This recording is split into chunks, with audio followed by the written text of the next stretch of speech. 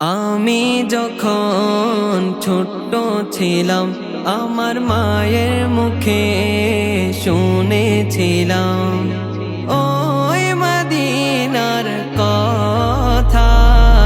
সেই থেকে এই বুকে মদিনা গাথা, সেই থেকে এই বুকে মদিনা গাথা।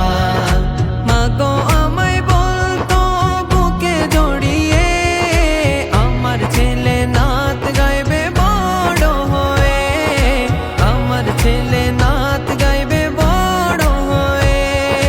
মাগো আমায় বলতো বুকে জড়িয়ে আমার ছেলে নাত গাইবে বড় হয়ে, আমার ছেলে নাত গাইবে বড় হয়ে।